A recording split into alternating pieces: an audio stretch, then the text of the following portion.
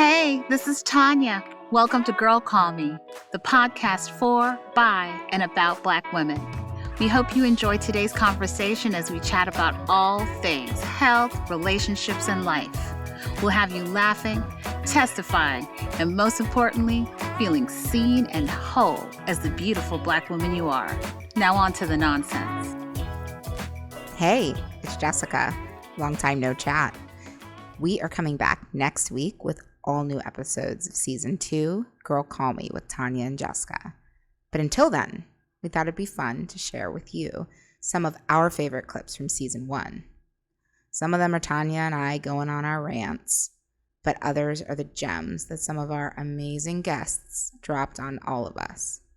We look forward to talking to you again next week, but until then, check out the best of Season 1. When we see ourselves in the media, I think about Breonna Taylor as a great example of one. That's not a great example of anything except for, I think all of us Black women felt that story so deeply and felt like it could be so many of us. It could have been us. And when there's so few representations and stories about Black women in the media, and then the ones that are always tragic. Tragedy. Always tragic. That it's very hard to make space for that and your own stuff. Yeah. And I think that it's also you really got to stop and think about how much those things are taking a toll on you, because I think we sometimes blow right by them. Yeah. And we don't realize what it's doing to ourselves, what it's doing to us. And the question is, what mechanisms, what toolbox do we have to deal with those things? I think about whether it's Breonna Taylor or whether it's, I'm thinking about, Claudine Gay. There's so much. Even the ones that are not tragic stories are feeling like tragic stories right now because of the level of attack. And then, let's talk about every day in our life, in the sense of work, feeling that we don't have the luxury just saying, I have anxiety, I'm stressed out today, I'm going to take a day. Like, do you feel like you could do that? Honestly. I think that I could take a day. Do I think that I would acknowledge that it's about anxiety? Absolutely not. Right. I'm happy to share. I had my first actual anxiety attack during COVID. Mm-hmm. And I had several. I had my first that I went to the hospital for. Wow. Yeah. That I was like, I don't know what's happening in my body. Right. And I was on a Zoom call for work 1 minute before. Right. And I wasn't stressed about work. And that was the part that was really hard for me to just don't even know. Figure out is I'm like, the work is not stressing me out, but I'm walking through work carrying all this other stuff. Right. And I haven't acknowledged all the other stuff.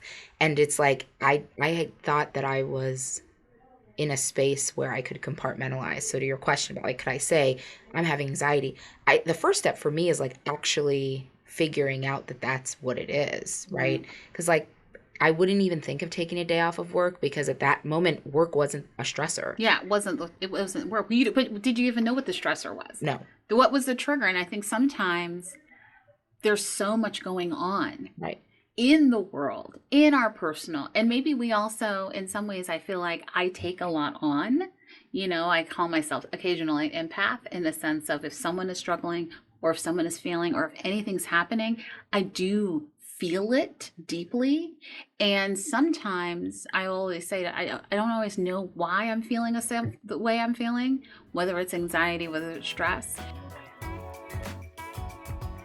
Or become disillusioned when Trump became the president. I got disillusioned when Obama became the president. And the reason I say that is because I very much felt like, here's my guy. My parents were right. If you're so clean and you're so smart and you're so well-spoken, right? What could they possibly do but embrace you? Right. And they did everything but. Wow. Right? And so for me, that was also another turning point of like, what am I doing? What am I living? Who am I serving in living this particular way? So those two, and then I would just add, as I started to, show signs of wear, if you will, in my own body, I think that also made me have to turn around and say, this way of being, this way of performing in the world has served me well academically, professionally, what have you.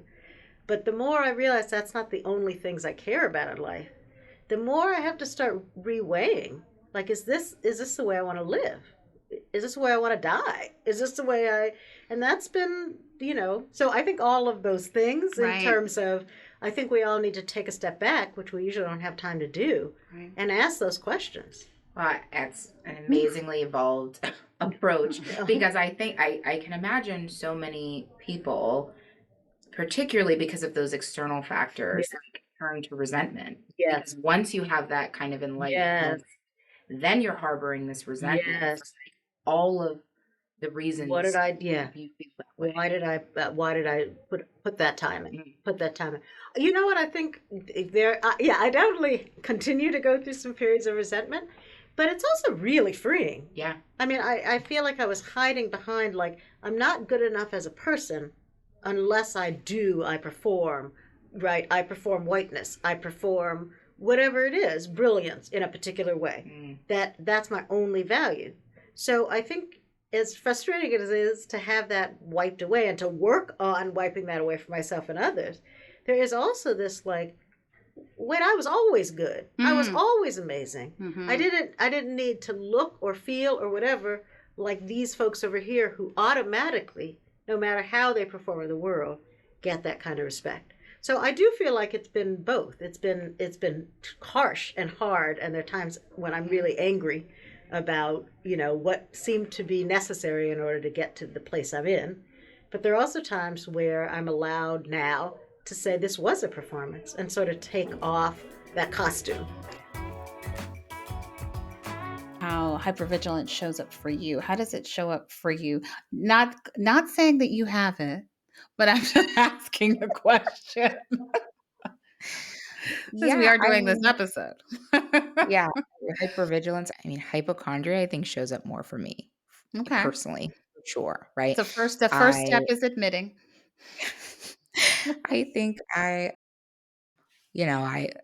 a storyteller by nature. So, like, give me 3 or 4 data points and I'm off to the races, right? Yeah. I am connecting. You ever seen that movie, A Beautiful Mind, where he has all of those, like, pieces of papers connected by a string? Yes. I My feel like visual. that's what happens. It's like, is that my throat? Oh my God. Is that my back? Is that Lord, my hold on a second. girl. Is that where is that? Okay. How long have I had that? Let me write a note. Let me track this in 4 days. I mean, it can get pretty wild. Right. Why is my heart Um, rate there? Why did my right. heart rate just peak? And Oh, Lord Jesus. don't let me get actual data points that are not qualitative. And if you let yourself go there, and I will go there sometimes.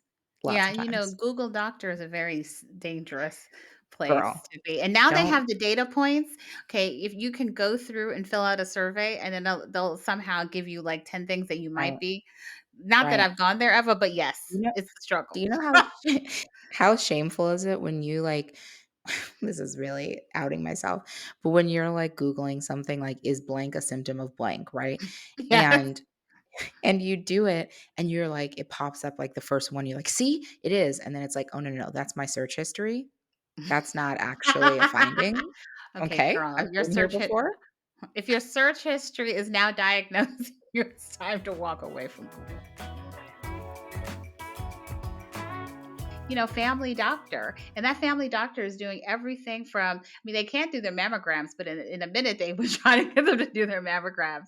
They're not going to specialists. They're Yeah. not thinking Well about that. well, this is the thing. I think that so if we jump into some of, like, the regular, quote unquote, regular screenings or regular preventative care we should be doing. I mean, for women our age, mammogram is probably the one. Mammogram, and obviously a pap smear and women's wellness screening for cervical cancers are kind of the ones that we probably go to most often. I Right. didn't even know, when I turned 39, I had a friend who's kind of hypervigilant who told me I should go get a mammogram. Oh, wait, it was you.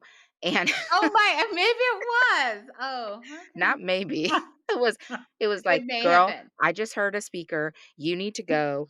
We have risk factors. Get to the doctor." And I'm like, "Okay."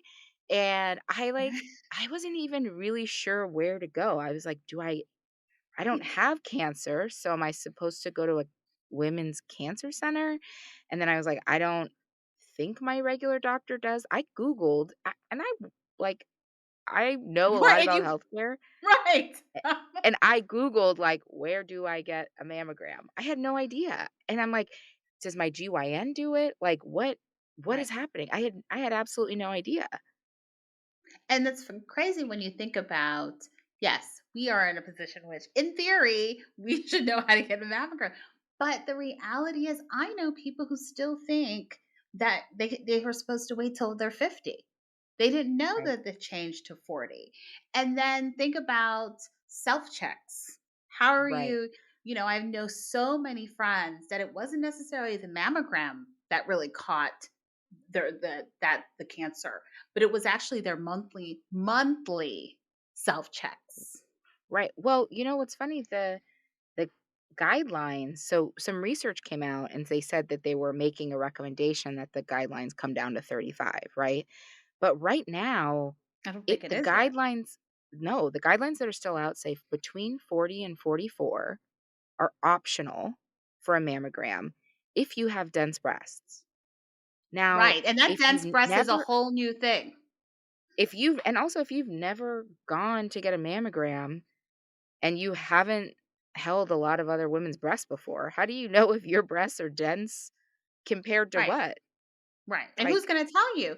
I mean, I'm not right. sure the tech would be like, "By the way, ma'am, you have dense breast." That's just not, those conversations are not Well, happening. look, I told you how I Go you found go out I down you don't can go have down the dense rabbit breasts. hole. Go down the rabbit hole of the dense breasts. This is what happens when you start, thumbing through your files, the Oh notes that god. your doctors leave in You your, know what? Read those app. files. Read Yeah, read those them. files because It I've turns never out read them until like recently, and then I was like, "What is this?" Like they'll be put some in, and I'm like, "Wait a minute!" And he's like, Why did anyone give her access? Why?" right. Yeah, it turns out I don't have dense breasts all over my file about my fatty breasts. And Lord Jesus, fix it. Let's Ex just yes. ex We digress. Thank you, We doctors, for. digress. Thank you for shaming. When you go into the doctors and you start going to different types of doctors, do Mhm. you ever wonder when they go, "Okay, go ahead, I'm gonna leave the room," and then you go ahead and put this robe on? I Right. mean, sometimes it's open in the front and sometimes you're supposed to keep it open in the back. And I feel Right. like you never know, like, they never explicitly tell you. It's And awkward. also, I think if you, like, are a bigger of size, like, sometimes you're like, "Okay, don't have me put this on open in the front," and so now I'm Right. basically just, like, sitting with a everything out, but they never tell you. And can someone please make better robes for those? Listen, you know what I have thought about in the past? Why not bring your own robe? It Does that sound crazy? I don't know if it sounds Yes, crazy.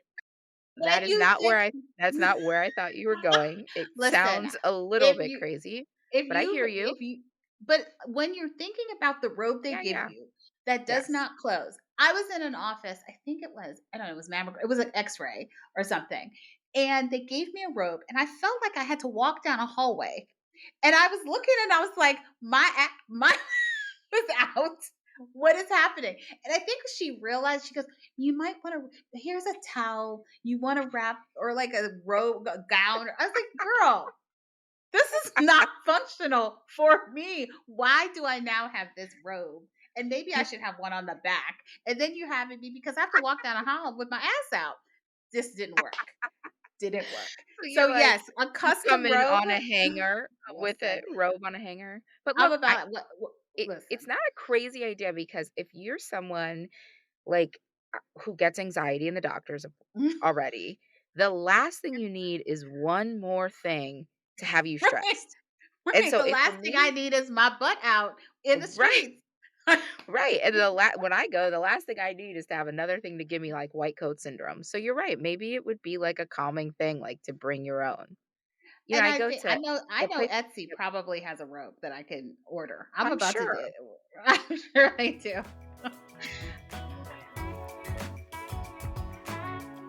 Do you feel like you got as you think about your journey, you talked about kind of your physical wellness journey. Do you remember kind of consciously a journey to get here to where you are kind of about wellness in a Yeah, sense? I do remember a pivotal moment. A couple of summers ago, I've lost a number of women, Black women, especially in the time that I've lived in Syracuse. I've had Mm-hmm. students, I've had best friends, colleagues, Black women in their 40s, 50s, literally pass away. Like just, one person collapsed at work, Mm-hmm. passed away. A best friend was talking to her one week right before her birthday. 2 weeks later, passed away unexpectedly.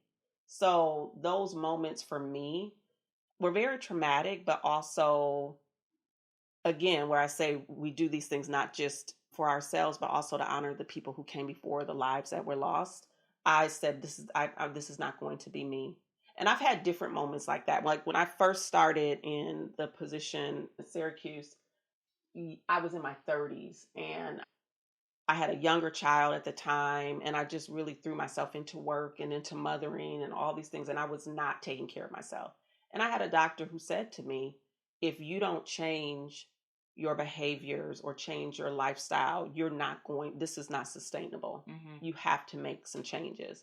And so then again, going through so much loss and experiencing that, I just made really a decision. I made a really clear choice for myself and said, I don't, in 24 hours in a day, so much can be done. Yeah. But I know the things that I'm absolutely going to do. Mm-hmm. And if these things will get done, everything else we'll figure that out.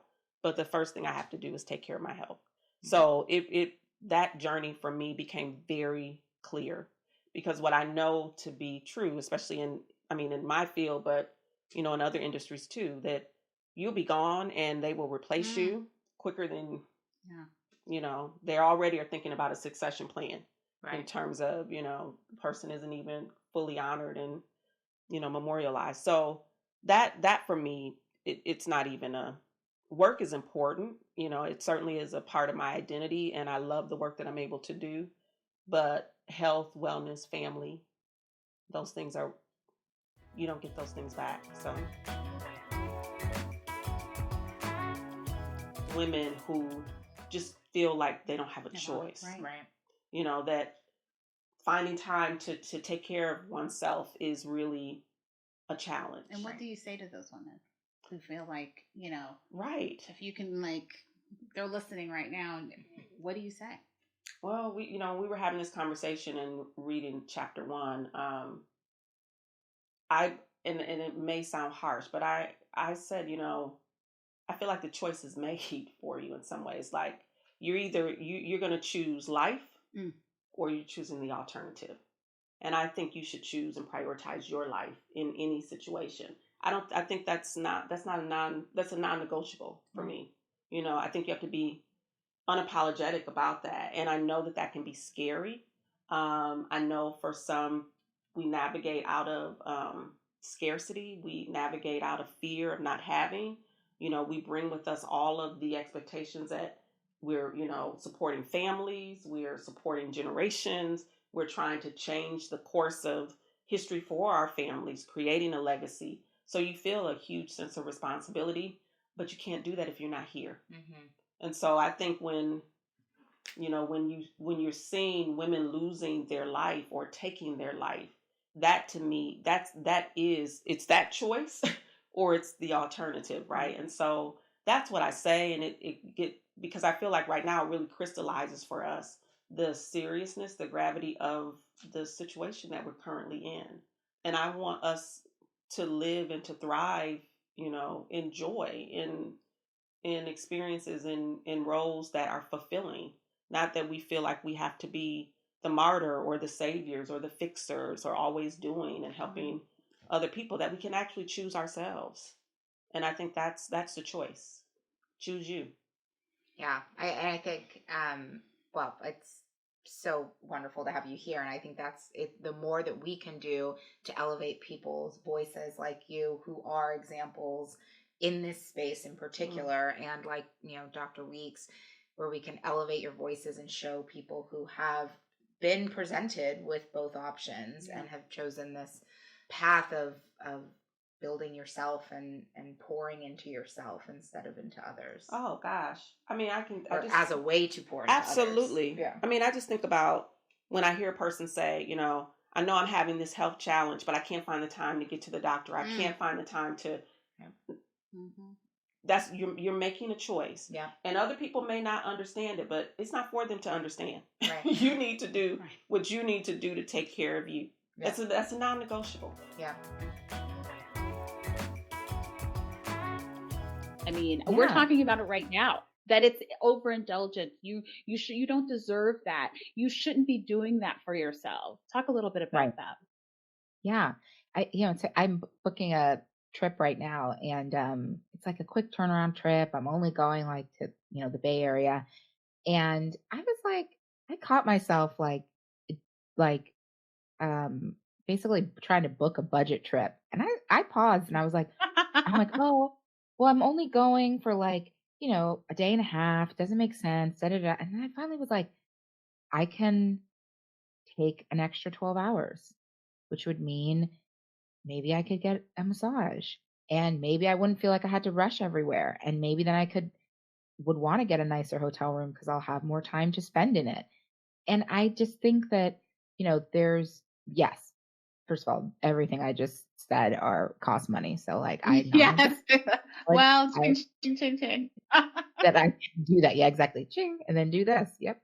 But I also feel like I don't do this often. There's so many times people will ask me, like, are you going on vacation? And I'm like, vacation? I just got back from vacation. And I looked at my watch. I'm like, girl, you went on vacation 6 months ago. Okay. That is not just going on vacation.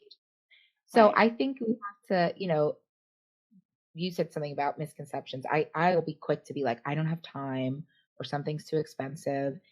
Even when that's not the reality, it's just easier to say those, like, it's almost like those are ingrained in us. Like, I don't have enough time. I don't have enough money. It's not worth it for this thing, which is really about caring for ourselves. Yeah. And how many times do we take those time away, but then are constantly thinking about work or checking our email and allowing things to intercept and creep in that, or thinking about, you're getting a massage, and I know I'm guilty. How many times am I thinking about the task, the phone, the things, all of the lists, and I'm not relaxed. So I've just wasted some money on the service, and this person, they come around to your arm and they're like, relax. And I'm like, I'm sorry. I've been in this bed for 45 minutes and you're telling me I'm still tense. Great. Right. Or they're like, they've done the massage and they get to your neck. They're like, wow, this is really tight. When we think about aging well, it's usually not something that we're really thinking about. Usually we're thinking, as you said, it's usually about the goalpost is aging. We're just aging. We're complaining about our back. I mean, I know I'm complaining about perimena and trying to, see. And so it's interesting. Perimena. That's what I'm. That's where I'm at. It's like a little nickname for it. Okay, I like it because I feel like I'm between it all, so it's perimeta. But it's so like practically, and it's also thinking about for those who are not sort of thinking about it in those terms, how do you put it into practical ways? And I know you said, walking and doing that stuff, but how do you, because I also think it also, and we talk a lot about the privilege of thinking about aging well versus thinking about the economics of others who are not able to think about that. I'd love to hear your thoughts on that part. Well, when you think about living, every day we live, we've aged.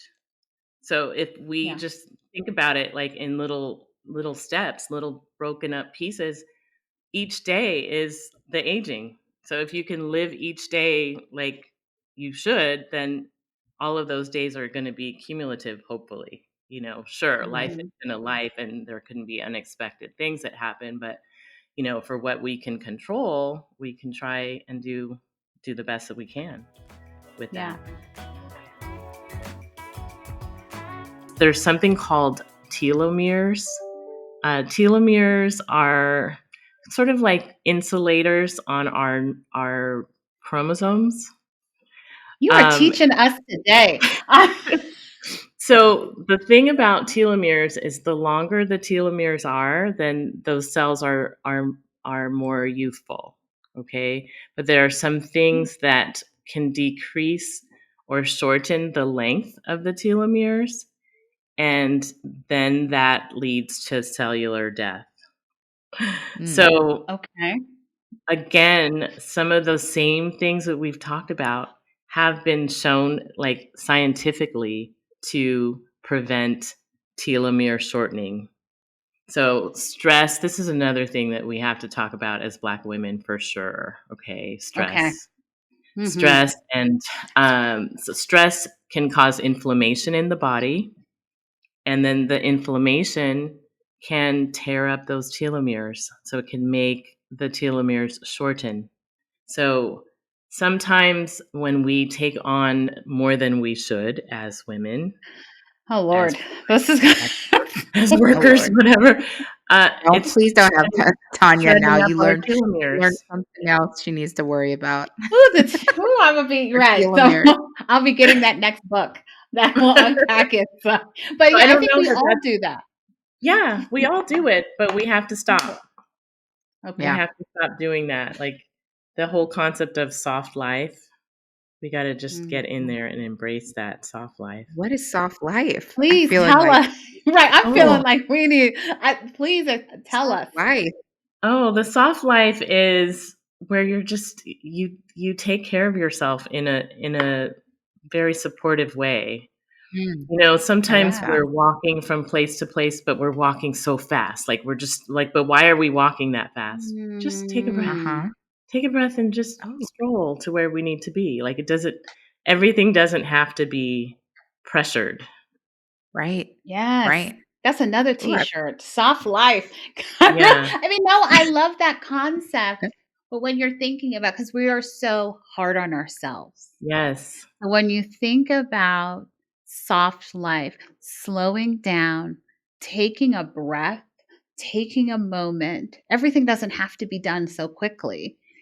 And we can all just take a moment. I love that concept. I absolutely love it. Yeah. I do too. I also love it in conjunction with what you were saying before about the keep it moving. It's like, how do we even help ourselves in that moment? Like, keep it moving doesn't mean, walking hard, not paying attention where you're going. You could keep it moving and in a way where you're living in that kind of, right. with that lens of the soft life. I love that. You have to rest in order to get to move. Like you can't move constantly. Right. So. Yeah. And even if you do, it's not good. I would argue that I mean, this is like a therapy session almost. I mean,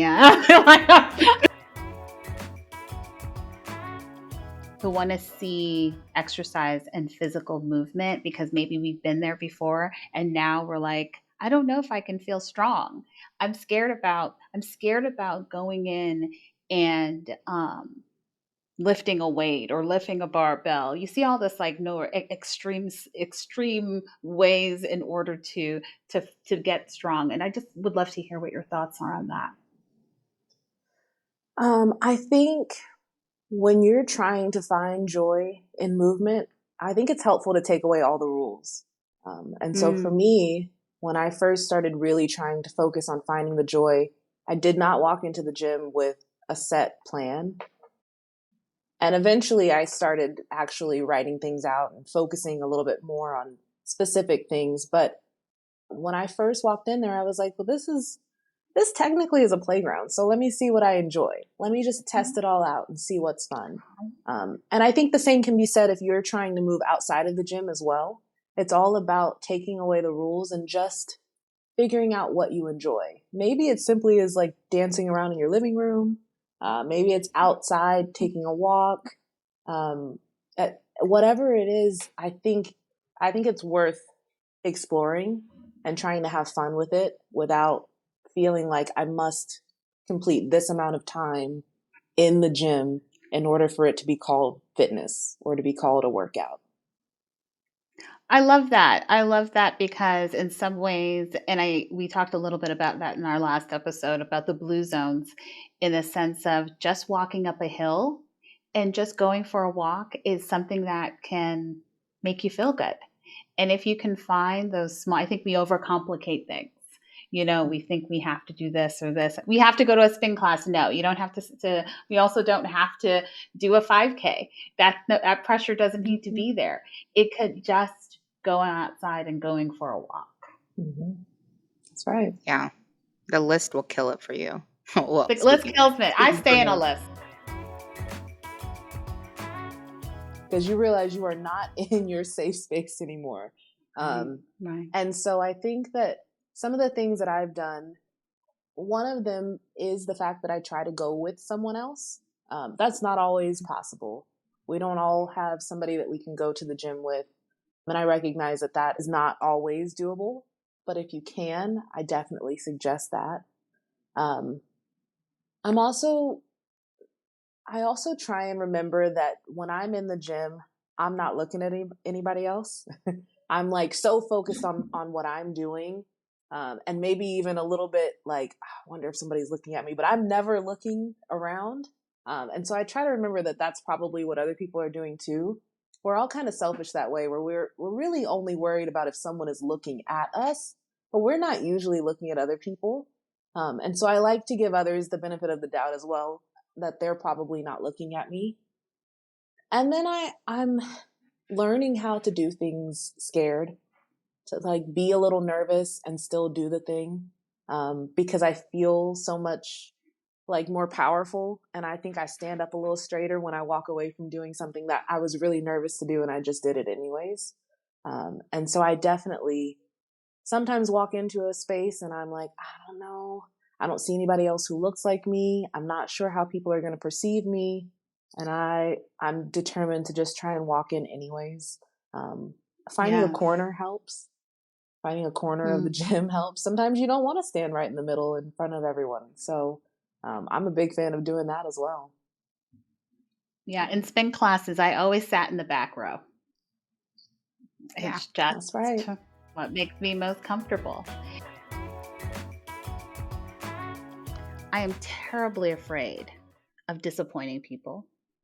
I'm terribly disappointed. We didn't even talk last night, and I feel like we've been sitting with the same thing. We should have just called you, girl. This is what an example of girl, call me. And it really, and it's just, the fear of not being liked is so very much real. Yeah. Like, even if you're internally, like, people love you, but there is a space that I think that's been always the case. I think, I could say many people have said to you, that's why boundaries are hard sometimes. Because, and I do too much and I want to do too much. And I allow people who probably don't deserve the energy to take that energy from me. Yeah. Disappointment thing is real though. I mean, I think for a lot of us who grew up in a space where we felt like we needed to be the best at everything. And there, that could be because your parents, that could be because you're the only person of color in a class, that could be because you're, whatever, your family are immigrants and there's like that whole kind of we gotta be the best and so I think that's real for a lot of us, like living with the fear of disappointment. It chases you down. Like you can't get away from it. And even when you think you're not worried about, I don't care what other people think about me. And I say it all the time, girl, I don't care what you think. Right. And you may not care what someone thinks about you, but you no, you kind of do, because if you don't ever want them to think that they're that you're a disappointment or that you let them down. Yes. Yeah. I'm sure there's other people out there that are struggling with the same thing. What other fears do you have? And and how have you we talked about the biking, you just kind of did it. For people who are trying to overcome some of their fears, what are some techniques that you have used? Putting a name on it and admitting it to somebody else besides myself, so it gets out of my head. As hard as that is, I feel like particularly people who you're close to, who you care about, who know you well, I think if they know you're afraid of something or something makes you nervous, I think it just helps so much. And I never used to do that. I don't think I even I pretended I didn't want to ride a bike for a really long time. I think I me didn't tell too. anyone I I didn't was want to tell I didn't want to tell nobody that I couldn't ride a right, bike. I was like, because they all would be right. like, "Girl, what's wrong with you?" Okay, I Just don't like, need oh, that. it's not for me. It's not for me. Not for me. Not for me. Yeah. I think naming it, saying it out loud, saying it to someone you trust is the first step for me that has helped me, has started to disarm me around fear. I think that's part of Yeah, therapy, right?